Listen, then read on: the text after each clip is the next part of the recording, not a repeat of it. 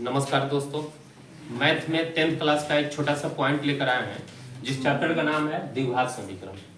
कौन सा चैप्टर का नाम है? द्विघात समीकरण। द्विघात समीकरण में कोई भी मैथ आप बनाने से पहले उसका बेसिक चीज आप जान लोगे, बेसिक कॉन्सेप्ट आपका क्लियर हो जाएगा, तो उसको आपको बनाना क्या हो जाएगा, आसान हो जाएगा। लेकिन उसका आपको बेसिक नॉलेज नहीं है तो कितना ही आसान प्रश्न हो आप बनाने में सक्षम नहीं होंगे। तो देखो, एक छोटा सा प्रयास है। पहले तो हम ऑफलाइन ही पढ़ाते थे, लेकिन प्रयास कर रहे हैं कि एक छोटा छोटा सा क्लिप्स बनाकर ऑनलाइन भी यूट्यूब पे या अनेकों अपने पेज पर हम शेयर कर रहे हैं। और जो भी छात्र छात्राएं यहाँ पर आकर पढ़ रहे हैं उनके लिए तो ठीक है कि ऑफलाइन पढ़ लेते हैं, लेकिन बहुत सारे स्टूडेंट हैं जो यहाँ पर नहीं आ पाते हैं, उनके लिए भी एक छोटा सा माध्यम है कि इसके द्वारा भी वो चाहें तो बढ़िया से मैथ का एक एक चैप्टर एक एक पॉइंट सीख सकते हैं। और उनके लिए माना नहीं है, यदि आपको कोई प्रश्न में दिक्कत है, नहीं आता है, तो कमेंट में आप उस प्रश्न का फोटो खींच कर भेज सकते हो, हम उसको सॉल्व करके वहाँ पे भेज देंगे। चलिए इसको बताते हैं। चैप्टर का क्या नाम है? 10th क्लास का देखा जाए तो कौन सा चैप्टर है? चौथा चैप्टर। कौन सा चैप्टर है? सबसे पहले जानकारी होना चाहिए कि द्विघात समीकरण क्या होता है। तो समझिए, समीकरण द्विघात हुआ है जिसका अधिकतम घात कितना होना चाहिए? 2। द्विघात समीकरण के बारे में ही चर्चा करेंगे, बाकी के बारे में नहीं। द्विघात समीकरण का व्यापक रूप क्या होता है? कभी कभी परीक्षा में ऑब्जेक्टिव के तौर पर इस टाइप का भी प्रश्न आ जाता है। बाकी लोग गुनगुनाइए मत, डिस्टर्ब हो रहा है। बताया था कि कुछ स्टूडेंट है कि ओवर चलाक पढ़ने लगते हैं। व्यापक रूप क्या होता है? ax² plus bx plus c, जहां a नॉट इक्वल 0। कहने का अर्थ है कि a 0 नहीं होना चाहिए। यदि मान लो कि a 0 हो गया, कितना तो समझ में आ रहा होगा कि a नॉट इक्वल 0 क्या है। कहने का अर्थ है कि a 0 नहीं होना चाहिए। यदि a 0 हो गया तो इसमें 0 से गुना कर दोगे तो आपको मालूम है किसी भी संख्या में 0 से गुना करने पर क्या संख्या प्राप्त होता है? 0। तो यहाँ पर जब 0 हो जाएगा तो क्या द्विघात रहेगा? नहीं रहेगा। इसलिए यहाँ पर कंडीशन है a नॉट इक्वल 0। द्विघात समीकरण का व्यापक रूप ax² plus bx plus c। याद रखिएगा, ऑब्जेक्टिव में आता है, कितना बार पूछा है। फिर आगे बढ़ता है दूसरा पॉइंट। द्विघात समीकरण के घात कितने होते हैं? 2। क्लियर है? द्विघात समीकरण के हल कितने होते हैं? तो 2। हल को ही हल बोला जाता है या शून्यांक बोलते हैं, कहीं कहीं मूल भी बोलते हैं, और कहीं कहीं की भाषा में इसको जड़ भी बोलते हैं। याद रखना। द्विघात के अधिकतम शून्यांक कितना हो सकते हैं? 2। फिर चलिए आगे देखिए, चौथा पॉइंट है द्विघात समीकरण का एक सूत्र होता है। द्विघात समीकरण का एक सूत्र होता है। इस सूत्र का प्रयोग कब करेंगे? जब अल्फा और बीटा का मान दिया हुआ रहता है, यानी 2 शून्यांक दिया हुआ रहता है। तब कितने शून्यांक? 2। उसमें जो शून्यांक धन में होता है या समझो कि ज्यादा होता है उसको अल्फा मान लेते हैं। जो ऋण में होता है या एक दूसरे से अपेक्षा कम होता है तो उसको क्या मान लेते हैं? बीटा। तब द्विघात समीकरण का ये सूत्र होता है कि द्विघात समीकरण कैसे निकालेंगे? x² minus alpha plus beta into x plus alpha into beta equal 0। जब अल्फा और बीटा का मान दिया हो तब द्विघात समीकरण निकालना हो। इसका सूत्र का प्रयोग कब करते हैं? जब अल्फा और बीटा का मान दिया हो तब। चलिए फिर या इसको ही हिंदी में भी सूत्र लिखा जाता है x² माइनस मूलों का योग। ये शून्यांकों का योग बोलिए, मूलों का योग बोलिए, कोई दिक्कत नहीं, एक ही चीज है। मूलों का योग गुणे x प्लस मूलों का गुणनफल इक्वल 0। यहाँ तक बिल्कुल आप लोग को क्लियर है, समझ में आ रहा है ना? ठीक, आगे बढ़ते हैं। पांचवा पॉइंट देखिए, यदि द्विघात समीकरण ax² plus bx plus c हो तो जहां a नॉट इक्वल 0 तब विभेद कर इसका निकालते हैं। क्या निकालते हैं? या कहीं कहीं इसको विवेचक भी बोला जाता है। क्या बोला जाता है? d से सूचित करते हैं। किससे सूचित किया जाता है? 12d से सूचित करते हैं। b² minus 4ac। सूत्र क्या होता है? अब b² माइनस 4ac में 3 शर्त होता है।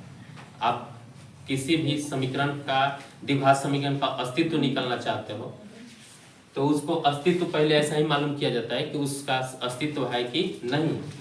देखिए फर्स्ट रूल है बी स्क्वायर माइनस 4ac 0 से 12 हो तो इसका हल संभव है तथा इसका दो असमान मूल होंगे चाहे शून्यांक होंगे। एक नंबर एक क्लियर हो गया। दूसरा है B square minus 4ac equal 0। इस स्थिति में इसका हल संभव है तथा दो समान मूल होगा और इस स्थिति के लिए एक सूत्र होता है -b/2a। इसको भी आप तुरंत बनाने के लिए कम समय बनाने के लिए इसका प्रयोग कर सकते हो। फिर तीसरा पॉइंट है बी स्क्वायर माइनस 4ac जब 0 से क्या हो छोटा। अब समझिए हल करते हैं विवेचक निकालते हैं या विविध कर निकालते हैं 0 से 12 आ जाए तो इसका हल संभव है तथा इसका दो असमान मूल होगा। और 0 के बराबर आ जाए तो इसका हल संभव है लेकिन दोनों मूल क्या होंगे समान होंगे आपस में क्या होंगे लेकिन 0 से छोटा आ जाए जैसे कि माइनस में तो इस स्थिति में माइनस में आ जाए तो इसका हल संभव नहीं है तथा इसका वास्तविक मूल संभव नहीं है। हल भी संभव नहीं है और वास्तविक मूल भी संभव नहीं। इस स्थिति में लिख देते हैं कि इस समीकरण का अस्तित्व भी नहीं है। अब यहाँ पर मूल का सूत्र क्या होता है तो मूल यानी x इक्वल टू सूत्र होता है -b plus minus root b square minus 4ac/2a। इस सूत्र का कब प्रयोग करेंगे जब विविधकर निकालेंगे। विविधकर का वैल्यू 0 से 12 होगा तब या 0 के बराबर होगा तब। 0 से बराबर होगा तो ये भी आप यूज कर सकते हो और नहीं तो इसका भी यूज करके आप बना सकते हो। -b plus minus root b square minus 4ac/2a। यहाँ में आप इतना के बदले d निकालते हो ना यहाँ पे तो बार बार निकालने की जरूरत नहीं है। आप चाहो तो डायरेक्ट ऐसे ही बना सकते हो -b plus minus root d/2। Clear है इतना। इसमें आप प्रश्न जब बनाओगे 1 2 5 10 जितना ही अधिक बनाओगे उतना ही अधिक क्लियर हो जाएगा। लेकिन इसमें छठा पॉइंट है कि मूलों का योग अल्फा प्लस बीटा। मूलों का योग सूत्र क्या होता है तो -b/a होता है। देखिए यहाँ पर लिखे हुए मूलों का योग क्या होता है मूलों का योग यानी अल्फा प्लस बीटा -b/a। इसके बाद में है कि मूलों का गुणनफल। मूलों का गुणनफल यहाँ छूट गया लेकिन लिख देते हैं सिंबल में यूज करते हैं अल्फा इंटू बीटा। सूत्र क्या होता है c/a। अब यहाँ पर आपको समझ में आ रहा होगा कि ABC लिखा जाए ABC क्या है तो देखिए यहाँ पर लिखे हैं नोट में जहाँ ABC वास्तविक संख्या होता है। ABC क्या होता है वास्तविक संख्या। वास्तविक संख्या आपको मालूम है आप लोग के फर्स्ट चैप्टर का ही नाम है वास्तविक संख्या यानी रियल नंबर। परमेय संख्या तथा अपरमेय संख्याओं के समूह को या समुच्चय को क्या बोलते हैं वास्तविक संख्या। वास्तविक संख्या में रूटों में आ सकता है या माइनस में भी आ सकता है, 0 भी आ सकता है, धनात्मक भी आ सकता है, धनात्मक ऋणात्मक दोनों रूट में आ सकता है। तो ये सभी क्या होते हैं वास्तविक संख्या। तो याद रखिएगा ABC क्या होंगे वास्तविक संख्या। चलिए इसमें आप प्रयास कीजिएगा एक आध प्रश्न किताब के द्वारा इस पर बनाइए क्लियर हो जाएगा। मात्र सिर्फ फॉर्मूला है। एक छोटा सा प्रयास करते हैं कि फॉर्मूला तो बता दिए लेकिन अस्तित्व निकालने के लिए एक यहाँ पर हम जैसे मान लीजिए कि यहाँ प्रश्न लिखते हैं x² माइनस 5x प्लस 6। इसका पूछा जा रहा है कि बताइए अस्तित्व है कि नहीं। एक छोटा सा प्रश्न यहाँ दे रहे हैं। तो a का वैल्यू क्या है कोई संख्या नहीं दिख रहा है तो उसी स्थिति में 1 लिखते हैं। कितना लिखते हैं तो a के जगह पे क्या लिखोगे a, b के जगह पे -5 और c के जगह पर 6। अब यहाँ पर d निकालोगे b² माइनस 4ac इक्वल 0 निकालते हैं। d के जगह पे क्या चीज है -5 माइनस 4 के जगह पर 4 लिख देंगे, a के जगह पे 1 और c के जगह पर।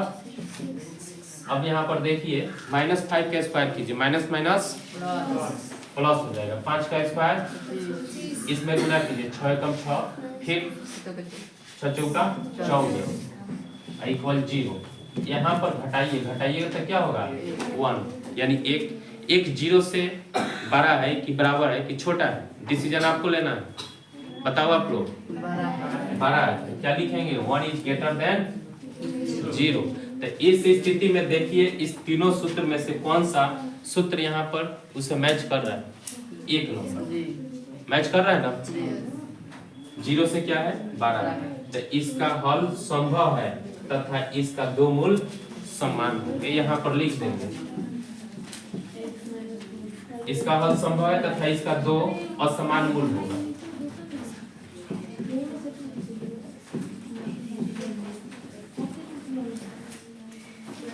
इस समीकरण का क्या है अस्तित्व भी है। अब इसके बाद इस पर बनाना है, किस पर बनाना है, इस पर। वहां पर जगह नहीं है लेकिन देखो यहाँ पर हम बना देते हैं, सूत्र लिखेंगे। अब क्या चीज निकालने जा रहे हैं, मूल x इक्वल सूत्र ये होता है, डायरेक्ट यहाँ बना रहे हैं, जगह नहीं है, सूत्र ये है, बार बार सूत्र नहीं लिख पाएंगे। माइनस का माइनस, एक माइनस सूत्र से एक माइनस क्वोशंट, तो -5 प्लस माइनस, फिर यहाँ क्या लिखेंगे, सूत्र देखिए b² माइनस 4ac, ये चीज हमने बनाया है, कितना प्राप्त हुआ है 1, तो बार बार लिखने की कोई जरूरत नहीं है, उसके स्थान पर यहाँ पर लिखा गया ना डायरेक्टली लिख दीजिए आप बटा 2a, तो 2 का 2 लिख देंगे, a का वैल्यू इसमें कितना है देखिए यहाँ पे 1। फिर इसके बाद आगे बढ़ते हैं, माइनस माइनस प्लस माइनस, √1 का स्क्वायर रूट यानी वर्गमूल कितना होता है 1 होता है, अब 2 में 1 से गुना कर दीजिएगा 2, तो इस प्लस है एक माइनस में, तो याद रखिएगा अल्फा का मान क्या होता है प्लस में, यानी 5 प्लस 1 बटा 2, 6 बटा 2 कट गया तो कितना आ गया। अब ऐसा ही इसमें मान निकालना है किसका, बीटा का मान माइनस में, 5 में से घटा दीजिए कट जाएगा, तो क्या इसका वैल्यू फाइंड आउट हो गया। अब इसमें जब भी आंसर लिखिएगा तो पहले 12 वाला लिखिएगा, बाद में छोटा वाला, पहले अल्फा का होता है बाद में बीटा का, यहाँ भी आपको ध्यान देना। और ये आपका आंसर प्राप्त हो चुका है। आप प्रयास कीजिए कि इस तरह से क्वेश्चन को अधिक से अधिक बनाइए, सॉल्व कीजिए, आप भी सीख जाइएगा। धन्यवाद।